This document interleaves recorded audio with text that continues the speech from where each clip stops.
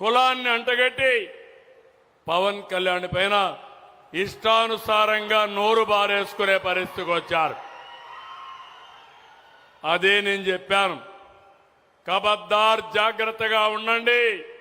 అనవసరంగా నోరు బారేసుకుంటే నోర్లు మూయించే శక్తి ఎన్డీఏకుందని చాలా స్పష్టంగా హెచ్చరించాను. అవునా కాదా? ఎక్కడికక్కడ నేరాలు ఘోరాలు చేసి దానికి రాజకీయ రంగు పులిసి లబ్ధి పొందాలని ఆలోచిస్తున్నారు. నిన్న చూశారు విజయవాడలో ఒక సంఘటన జరిగింది.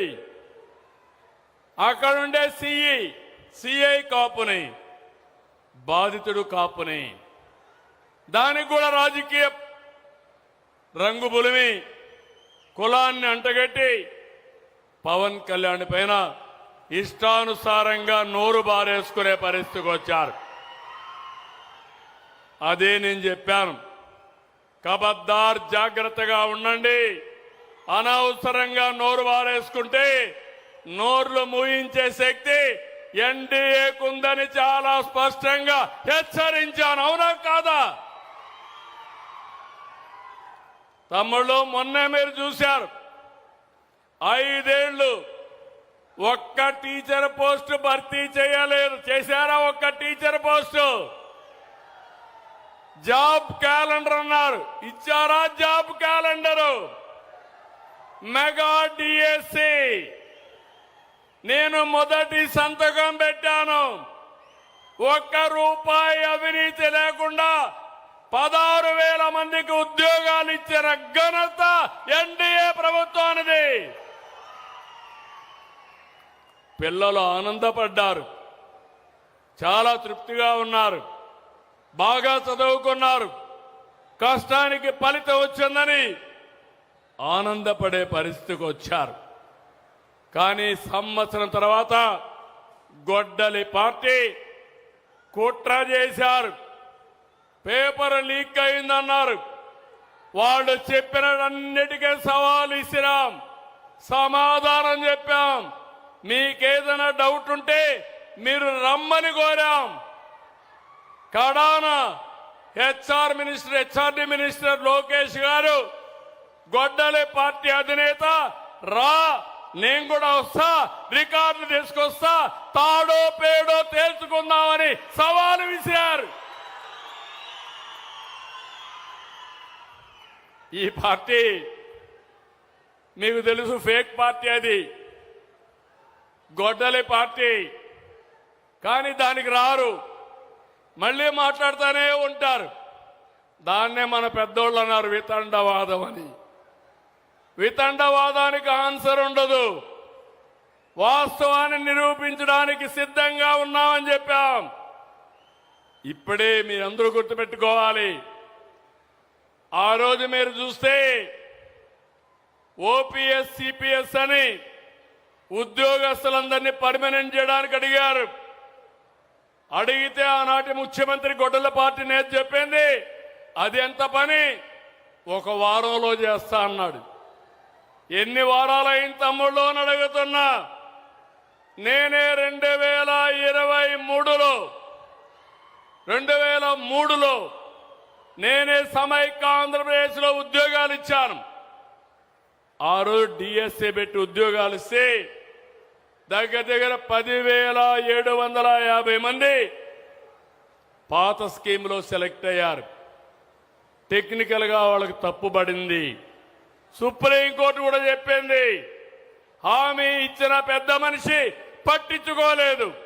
నేను హామీ ఇవ్వలేదు, ఇవ్వకపోయినా 10,750 మంది డిఎస్సీ అభ్యర్థులకి ఓపీఎస్ నుంచి సిపిఎస్ కి తీసుకొచ్చిన, సిపిఎస్ నుంచి ఓపీఎస్ తీసుకొచ్చిన ఘనత ఈ తెలుగుదేశం ఎన్డీఏ ప్రభుత్వాన్ని. నిన్నే 11,000 మంది జీవితాల్లో వెలుగునిచ్చాం. వాళ్ళకు రిటైర్మెంట్ అయితే ఒక్కొక్కరికి 2-3 కోట్ల రూపాయలు అదనంగా ఆదాయం వచ్చే పరిస్థితి వస్తుంది. ప్రభుత్వానికి 30,000 కోట్లు అవుతుంది, పర్వాలేదు. వాళ్ళది న్యాయం, న్యాయం పైన ఉండాలనే ఉద్దేశంతో సమస్య పరిష్కారం చేశామని మీ అందరికీ హామీ ఇస్తున్నా. ఇలాంటి ఒకటి రెండు కాదు, ఎన్నో సమస్యల్ని పరిష్కారం చేస్తున్నాం. నేను ఒకే విషయం మీరు గుర్తుపెట్టుకోవాలి, ఈరోజు వాస్తవాలుండవు. నేరాలు చేయడంలో గొడ్డలే పార్టీ చాలా సమర్థవంతులు. గంజాయి బ్లేడ్ బ్యాచ్లకి వాళ్ళు అండగా నిలుస్తారు. నాకు ఒక నమ్మకం ఉంది, రాయలసీమలో ముఠాల్ని పూర్తిగా అణిచివేసిన పార్టీ, అణిచివేసిన నాయకుడు నేనేనని మరొక్కసారి మీ అందరికీ గుర్తు చేస్తున్నా. 83లో మహాబలేశ్వర గుప్తా ఇక్కడ ఫ్యాక్షన్ రాజకీయాలకు బలైపోయాడు. ఆ తర్వాత కపట్రాల వెంకటప్ప నాయుడు కూడా ఇక్కడ ఈ యొక్క ముఠా రాజకీయాలకు గురైపోయారు. కానీ ఈరోజు దీనికి కారణాలు మీరు ఆలోచిస్తే, వీళ్ళని వాడుకోవడం, వాళ్ళ దగ్గర నేరాలు చేయించడం, వాళ్ళని కాపాడుతామని నాటకాలు ఆడడం, తద్వారా ఫ్యాక్షన్లు క్రియేట్ చేసి రాజకీయ లబ్ధి పొందాలనుకుంటున్నారు. గొడ్డలి పార్టీకి విధ్వంసమే విజన్, ఫేక్ ప్రచారమే విధానం, రప్ప రప్ప రాజకీయాలే మేనిఫెస్టో. ఎప్పుడన్నా చూశారా తమ్ముళ్ళు? ఎక్కడన్నా కానీ ఒక పోస్టర్ ఉంటే ఆ పోస్టర్కి జంతు బలిచ్చే పరిస్థితి ఎక్కడన్నా చూశారా తమ్ముళ్ళు అని మిమ్మల్ని అడుగుతున్నా. మాట్లాడితే మళ్ళీ మేము వస్తాం, గొడ్డలు తీసుకొని రప్ప రప్పాలాడుతా ఉంటే చూడడానికి ఎన్డీఏ సిద్ధంగా లేదని హెచ్చరిస్తున్నా. నాటి బాబాయి మర్డర్, మొన్నటి పాస్టర్ రోడ్డు మీద ప్రమాదం, నిన్నటి సింగయ్య కారు కింద తొక్కించుకొని పోవడం అన్ని కుట్రలే. తిరిగి ఎదుటి వాళ్ళపైన వేయడం, బాబాయిని అతి దారుణంగా చంపి ఆ నేరాన్ని నా మీద ఒక ముఖ్యమంత్రి మీద పెట్టాడంటే, ఒకరోజు టైంలోనే ఆ గొడ్డలి కత్తి నా చేతిలో పెట్టి నారాసుర రక్త చరిత్రని పెట్టగలిగాడంటే ఎంత ప్రమాదకరో ఒకసారి మీరు ఆలోచించుకోండి. అందుకే మిమ్మల్ని అందరినీ అడుగుతున్నా, గొడ్డలి పార్టీకి భవిష్యత్తు లేదు. గొడ్డలి పార్టీ ఏం చేసిందో చెప్పగలదా అని మిమ్మల్ని అడుగుతున్నా. సీమలో ప్రాజెక్టులు పూర్తి చేసింది మేము, ఫ్యాక్షన్ అంతం చేసింది మేము, డ్రిప్తో 90% సబ్సిడీ ఇచ్చి హార్టికల్చర్ పూర్తి చేసింది మనం, పరిశ్రమలు తెచ్చింది మనం. ఈరోజు రాయలసీమలో నేషనల్ హైవే చూశారు.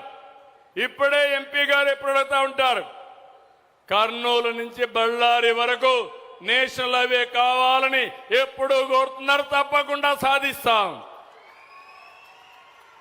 రోడ్ల మీద ఎక్కడ కూడా గుంతలు లేకుండా 5 ఏళ్లు గుంతలమయమైనటువంటి రోడ్లని, నరకప్రాయమైన రోడ్లని ఈరోజు గుంతలు లేని రోడ్లుగా తయారు చేస్తున్నాం.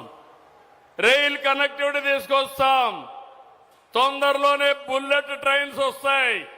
హై స్పీడ్ ట్రైన్ హైదరాబాద్ లో బయలుదేరితే కర్నూలు, అనంతపూర్, బెంగళూరుకి వెళ్తుంది. బెంగళూరులో బయలుదేరే ట్రైన్ మీరు చూస్తే చిత్తూరు ద్వారా మెడ్రాస్కి వెళ్తుంది. హైదరాబాద్ నుంచి నేరుగా అమరావతి, తిరుపతికి వస్తుంది.